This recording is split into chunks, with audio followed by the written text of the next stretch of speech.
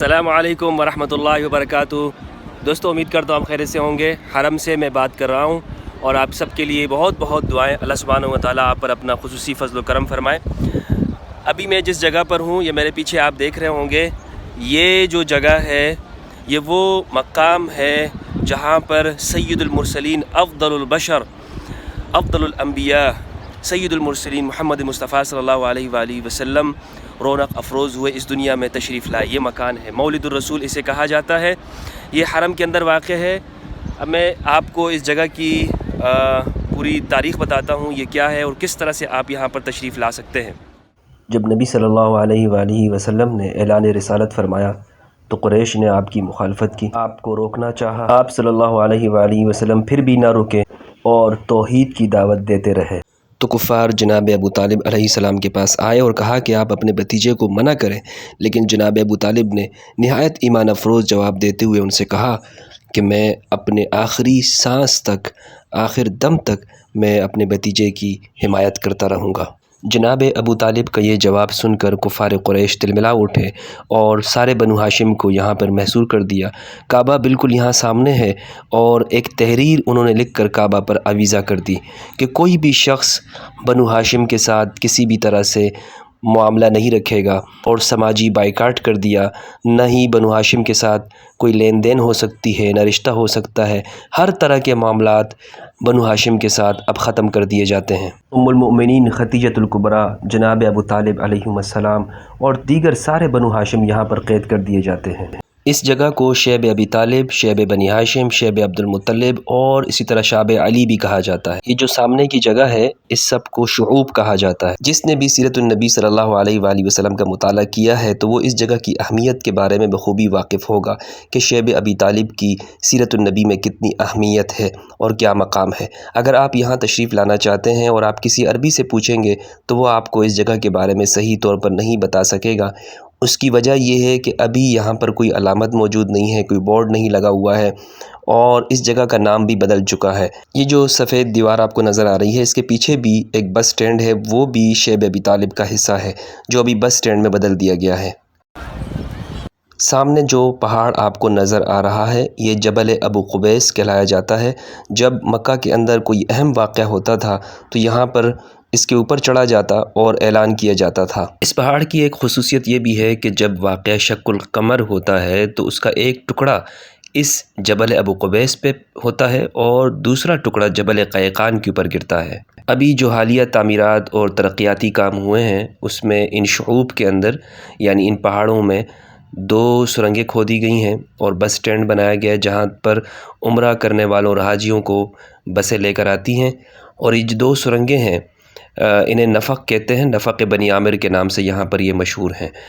اور یہ جو پورا جو شیب ابی طالب ہے دوستو، یہ جناب عبد المطلب علیہ السلام کی ملکیت تھی، پھر بعد میں جناب ابو طالب کے پاس اس کی ملکیت آتی ہے اور پھر اس کے بعد جناب رسول اللہ صلی اللہ علیہ وآلہ وسلم کے پاس اس جگہ کی ملکیت آ جاتی ہے، یعنی اس ساری جگہ کے مالک رسول اللہ صلی اللہ علیہ وآلہ وسلم ہیں۔ اور یہ آپ دیکھ لیں، یہ مولد الرسول ہے اور بڑی ہی تاریخی جگہ ہے، بہت ہی تاریخی مقام ہے اور جگہ ہے۔ اللہ سبحانہ و تعالیٰ کی رحمتیں نازل ہوں رسول اللہ صلی اللہ علیہ وآلہ وسلم کی مولد پر جہاں پر آپ پیدا ہوئے۔ اس جگہ پر جب آپ کھڑے ہوں گے تو آپ کو جناب ابو طالب علیہ السلام کی وہ قربانیاں یاد آئیں گی اور ان کی اہمیت آپ کو سمجھ میں آئے گی جو انہوں نے اپنے پیارے بھتیجے محمد رسول اللہ صلی اللہ علیہ وآلہ وسلم کو قریش کے ظلم و ستم سے بچانے کے لیے دی تھی۔ اور چاروں طرف سے یہ جگہ سنگلاخ پہاڑوں سے گری ہوئی ہے اور یہ پتھریلی زمین تھی اور یہاں پر سورج بالکل انسان کے سر پر ہوتا ہے بھی ایک، چونکہ کعبہ کے سامنے ہے یہ جگہ، اور یہ آپ کو اہمیت کا اندازہ ہوگا جناب ابی طالب کی قربانیوں کا۔ ہم تو دور سے بیٹھ کے تبصرے کر رہے تھے، یہ جگہ دیکھیں یہ ابھی انہوں نے پکی کی ہے لیکن پہلے یہ پتھریلی زمین تھی۔ اس جگہ پر جناب ابی طالب، ام المؤمنین خدیجۃ الکبریٰ سلام اللہ علیہا اور بنی ہاشم کے اہل ایمان افراد رسول اللہ صلی اللہ علیہ وآلہ وسلم کو قریش کے ظلم اور ستم سے بچانے کے لیے آپ کا ساتھ دیتے ہوئے یہاں پر 3 سال تک قید اور محاصرے میں رہے۔ فرماتے ہیں کہ ہمارے پاس کھانے کو نہیں ہوتا تھا، سوکھے پتے کھا کے گزارا کرتے تھے۔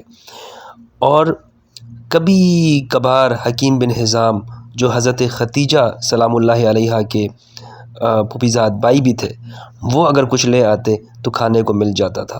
قریش نے جو ظلم و ستم کیا بنی ہاشم پر، یہ جگہ اس بات کی یادگار ہے۔ اچھا، یہ پہلے بہت بلند پہاڑ تھے، ابھی انہوں نے اس کی کٹائی بھی کی ہے اور عمارتیں بھی قریب میں تعمیر کی ہیں، تو لیکن پہلے یہ بلند و بالا پہاڑ تھے اور یہ وادی، اس کو وادی کہتے ہیں۔ وہ سامنے دیکھیں آپ، لوگ آپ کو چوٹی پر بیٹھے ہوئے دکھائی دیں گے، تو یہ سب آپ کو جناب ابو طالب کی قربانیاں یاد دلائے گا۔ لیکن افسوس کی بات یہ ہے کہ ہمارے ہاں ایک مخصوص طبقہ اپنے آپ کو اہل حدیث سلفی کہنے والا، وہ جناب ابو طالب کو معاذ اللہ جہنمی اور فی النار وہ یقین کرتا ہے اور مانتا ہے۔ کچھ حیا ہونی چاہیے انسان کے اندر۔ بس میں تو یہاں پہ کھڑا ہوں، کچھ زیادہ نہیں کہہ سکتا، صرف اتنا ہی کہنا چاہتا ہوں کہ اپنے ایمان کو دیکھیں۔ جن لوگوں نے دین کے لیے، اسلام کے لیے شروع زمانے میں اتنی قربانیاں دی، انہی کے ایمان پہ باتیں کی جاتی ہیں۔ یہاں سے ہی جو سامنے والا رستہ ہے، آگے بوابۃ النبی ہے، یعنی وہ جگہ جو حرم میں ایک دروازہ ہے جہاں سے رسول اللہ صلی اللہ علیہ وآلہ وسلم کعبہ کی طرف داخل ہوا کرتے تھے، اسے بوابۃ النبی کہتے ہیں۔ تو میں یہ کہہ رہا تھا کہ ہم لوگ ابو طالب کے ایمان پہ فیصلہ کرتے ہیں، ان کی قربانیوں کو نہیں دیکھتے۔ انہوں نے کیا قربانیاں دی ہیں، کتنی قربانیاں دی ہیں دین کے لیے، اسلام کے لیے، کتنے مشکل حالات کے اندر انہوں نے رسول اللہ صلی اللہ علیہ وآلہ وسلم کا ساتھ دیا ہے۔ اور یہاں ہم بڑے مذہبی بنے ہوئے ہیں، بڑے مذہبی بنے ہیں، اور ان کے ایمان کے فیصلے کرتے ہیں۔ جی وہ مومن نہیں تھے، انہوں نے کلمہ نہیں پڑھا، انہوں نے یہ نہیں کیا، انہوں نے وہ نہیں کیا۔ افسوس کی بات ہے۔ اچھا، اس بلڈنگ کے بالکل پیچھے درمیان میں کعبہ ہے، اسے مسجد حرام کہتے ہیں، جہاں کی ابھی یہ مینار تعمیر ہو رہے ہیں۔ اس کے سامنے ہی یہ جو پیلے رنگ کا مکان ہے، یہاں پر رسول اللہ صلی اللہ علیہ وآلہ وسلم کی ولادت ہوئی ہے۔ اس جگہ کو مولد الرسول کہا جاتا ہے، اور انہوں نے ابھی اس سے مکتبہ بنا دیا ہے، اور اس کے سامنے یہ شب ابی طالب ہے، اور پیچھے پچھلی سائڈ پہ انہوں نے جو بس سٹینڈ بنا دیا ہے، جو کہ اسی جگہ کا حصہ تھا۔ اب یہاں پر آپ دیکھیں کہ انہوں نے اس مکان کو بند کیا ہوا ہے، اور اس پہ ایک بورڈ لگا ہوا ہے۔ وہ بورڈ بھی میں آپ کو دکھاتا ہوں کہ اس پہ کیا لکھا ہوا ہے۔ ان عربیوں سے اگر آپ پوچھیں گے نا اس جگہ کا پتہ، تو وہ آپ کو نہیں بتائیں گے، آپ کو وہ کہیں گے کہ میں نہیں جانتا ہوں، کوئی کہے گا کہ مجھے علم نہیں ہے، یا وہ آپ کو کسی اور، یعنی بالکل آپ کو پتہ بھی نہیں بتائے گا اس رستے کا۔ خیر، تو میں آپ کو تفصیل سے بتا رہا ہوں کہ آپ کس طرح سے یہاں پہ تشریف لا سکتے ہیں، کیسے آ سکتے ہیں، یہ سارا میں انشاءاللہ آج آپ کو بتاؤں گا کہ آسانی کے ساتھ آپ یہاں پہنچ جائیں گے۔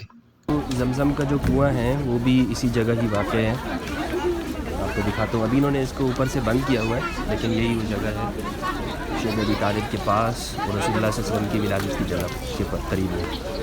یہ لوگ یہاں پر اپنے آپ میں پانی بھی ڈالتے ہیں۔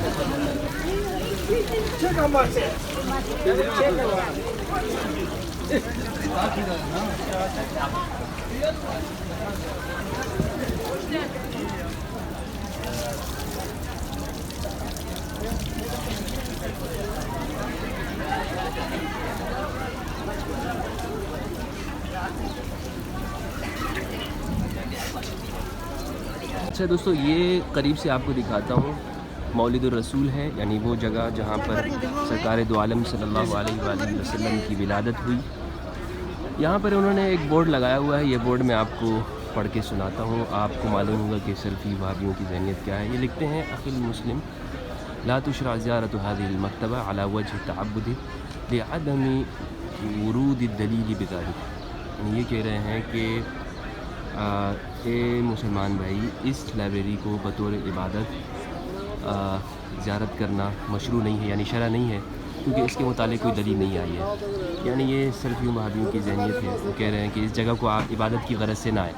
حالانکہ اگر آپ قرآن مجید میں اگر آپ پڑھیں گے، آپ کو معلوم ہوگا سورۃ البلد میں اللہ سبحانہ وتعالیٰ نے ارشاد فرمایا: لا اقسم بهذا البلد وانت حل بهذا البلد ووالد وما ولد۔ اللہ سبحانہ وتعالیٰ نے اس جگہ کی قسم کھائی ہے، اس کو شاہد بنایا ہے، گواہ بنایا ہے۔ لا اقسم بهذا البلد، اس پورے شہر کی قسم ہے، یہ گواہ ہو جائے یہ شہر۔ وانت حل بهذا البلد، اور اے پیارے، آپ اس شہر میں اترنے والے ہیں، آپ اس شہر میں پیدا ہو رہے ہیں، آپ اس شہر میں نازل ہو رہے ہیں۔ وانت حل بهذا البلد، آپ اس شہر میں ہیں، تو میرے نبی کے قدم مبارک اگر اس شہر میں ہیں، وجود مسعود اگر یہاں جلوہ ظہور ہوا تو اللہ سبحانہ و تعالیٰ نے اس مقام کو گواہ بنایا، اس کی قسم کھائی۔ تو میں کیا دلائل دوں، ہم تو سرکار کے عاشقین ہیں اور ہمارے لیے یہی بات کافی ہے کہ ہم تو قرآن کی مانیں گے، نہ کہ یہ ان کے عقیدوں کی۔ خیر بہرحال ایک الگ بحث ہے۔ 3 سال تک یہ محاصرہ رہتا ہے اور 9 نبوی میں یہ محاصرہ ختم ہو جاتا ہے، اور 10 نبوی کے اندر، نبوی سال میں جناب ابو طالب اور ام المؤمنین ختیجۃ الکبریٰ سلام اللہ علیہما ان کا وصال ہو جاتا ہے۔ یہ سال میرے نبی پر بہت غم کا سال ہوتا ہے، اسی لیے آپ صلی اللہ علیہ وآلہ وسلم نے اس سال کو عام الحزن قرار دیا۔ کس سال کو؟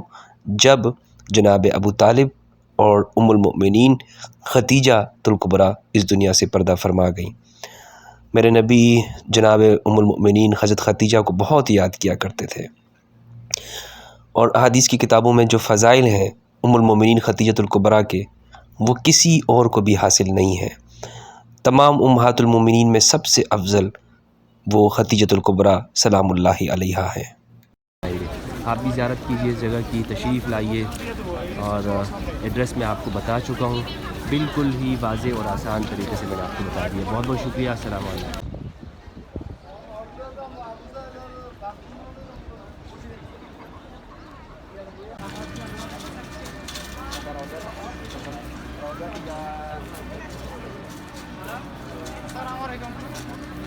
السلام علیکم۔